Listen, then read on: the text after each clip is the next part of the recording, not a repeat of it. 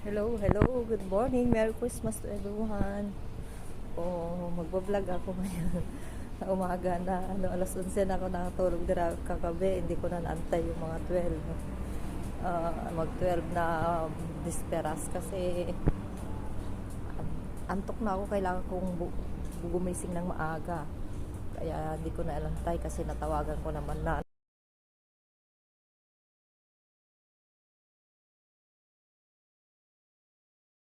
maaga ako nagising kasi nandun yung amo ko.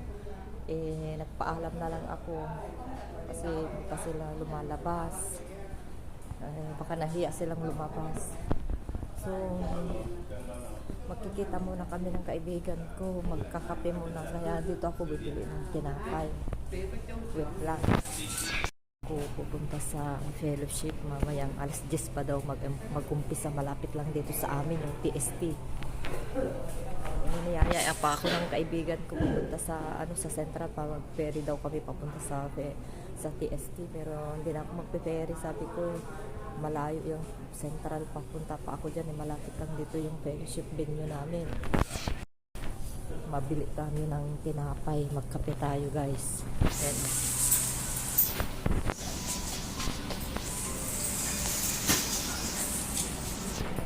tayo ng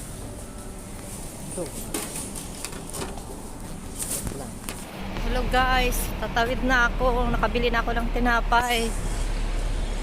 Green. So ito na ang aking damit, ang aking binili, nasuot ko na. Hindi ko pa nasuot yung malamig yung hangin. Ganito ang gagawin ko, ganito. Wait lang guys, hindi ko maayos. So, nagamit ko na rin ang aking binili. May ibibigay daw yung kaibigan ko. Sabi ko bukas na lang kasi day off pa namin bukas. May ipupunta na ako. Diretso ako ng ng fellowship. So, sabi ko wag mo nang dalhin yung ibigay niya na ganito mas makapal. Kasi marami daw siyang ganun. Tapos wala na daw space sa kwarto niya. Alam mo naman maliit ang bahay dito. Maliliit lang yung space namin. Buti na lang aking bed double deck yung bed ko. Kaya dun sa tuktok ko lahat nilagay.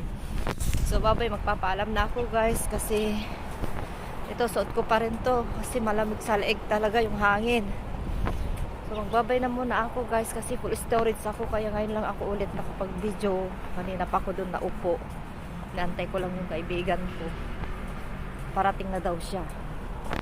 So, ganito ang suot ko. Meron pang ganito kanina, 60 daw sa kasing ko.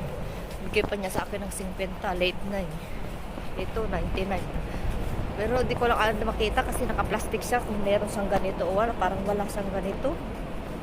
Kaya mura. Pero okay lang. Makabili naman na tayo. Tapos may magbibigay pa yung kaibigan ko. Yung si Ross magkikita kami ngayon. Sabi ko, bukas na lang ibigay. Kasi hindi ko mabitbit. Andan pa naman yung amo ko. Hindi na ako babalik sa bahay. Kasi maghapon ako dun sa So, bye-bye na guys. Umaya tanggalin ko dun. Nasasakal na ako. Sige, bye-bye na.